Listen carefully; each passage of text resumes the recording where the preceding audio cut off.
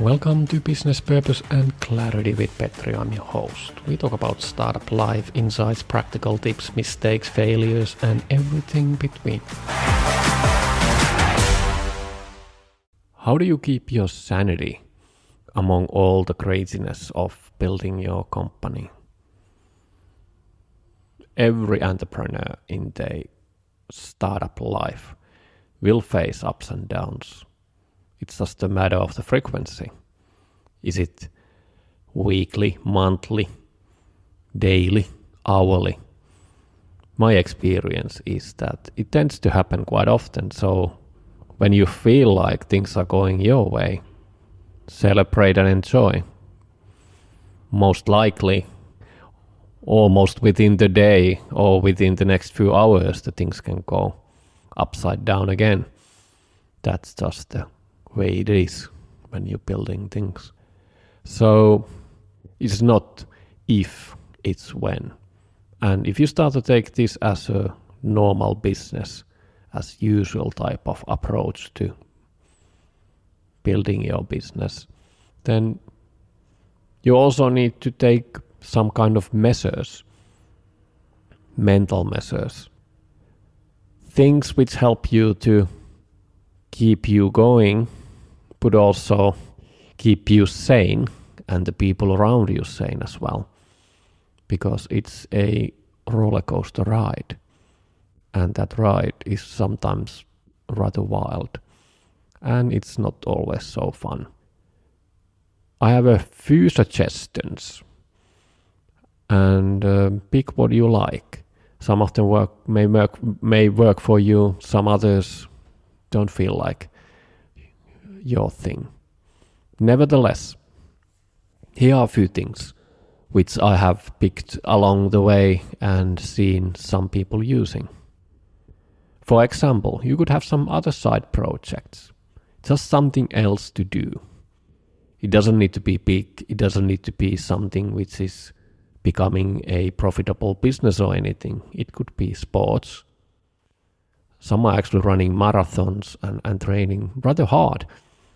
And that's a good balance of doing something else. Usually when you're physically training, that also liberates your mind to do other stuff. Oftentimes it doesn't really matter what you do, as long as you're doing something else. It distracts or takes your mind away from your current troubles, and you can feel a bit of rest, if you will. I don't recommend going to drinking alcohol or doing things like that, which are not really solving those issues. What you have there, you're just basically avoiding and suppressing things, and it tends to make you also becoming in time debt. Well, hangover takes time. If you're not feeling good, usually if you start to skip the exercise, eat badly, sleep poorly, and add a bit of alcohol, those things will start to show up in your performance. And we are not talking about sprints here. We're talking about marathon or even multiple marathons. So you have to think the long term as well. Side projects can be something else as well. Talks with Petri episode with Pierre Stanislas. He mentions that he's been doing with his co-founder over 40 projects. And he just mentioned that it's for his mental sanity, mental hygiene.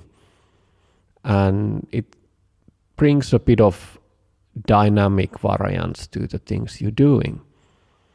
Something to expect, something fun, something which is not performance driven. Einstein used to play violin when he was stuck with some of the physics problems. He was just playing violin, and oftentimes doing things like that can unlock the mysteries which you do not seem to get away. There are also other things what you can do which are more like habits or behavioral patterns. For example, You know that you are maybe performing better in the morning, so maybe you do the hard stuff first. Start with all the boring things, all the things you absolutely need to do. Do those things first, prioritize the most important things first, and then keep on doing till you drop or something else comes. Maybe when you start to become more tired, you could go and exercise a bit and have a lunch afterwards, and then you're gonna have meetings and socialize with other people in the afternoon, for example. That's one way to have a routine where you pick the best and the peaks in different times, and you could do the same with the weekdays as well. If you know, for example, that you wanna take it a bit more easier on Fridays, well, don't take any meetings. Maybe it's the time to reflect, think, and just do more slow-paced things which take more time, and you're gonna do it while it's hectic, or you do a bit more reading or studying or innovation or some creative things. If you work in the weekends as well, maybe that's the Sunday when nobody bothers you. But nevertheless, whatever works for you, try to utilize these different time slots or dedicated times to do something. Also, if you feel a bit down because whatever, things are not going as fast as you wish they would, or otherwise it seems to be uphill battle all along, you could try to think about again, what are the things I could do, even though I don't feel inspired, but still would progress things. Maybe you need a bit of holiday as well, don't forget that. It's good to not work all the time. It's not about the hours you put in, it's about the results. And if you do full-time wrong things, are those the good results you're after? Don't forget to do some fun stuff as well. Discovering new things, learning new things, being on outside of your comfort zone is also a thrill. Whenever you do something exceptional to you, new, unfamiliar, it tends to bring new ideas, it tends to bring more something to your work which you didn't see before. And all those things are good things. There's no right or wrong way of doing things, but don't forget to live.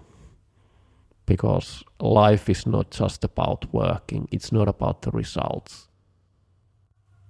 With entrepreneurs, it tends to be that when you reach the plateau, when you reach some of your goals, it doesn't feel that good anymore. Why? Well, because you're already 1,000 miles ahead. You're already looking for something else. But sometimes it's good just to stop for a while, reflect, and enjoy, and observe how far you have reached so far. It's about a journey, not the final destination.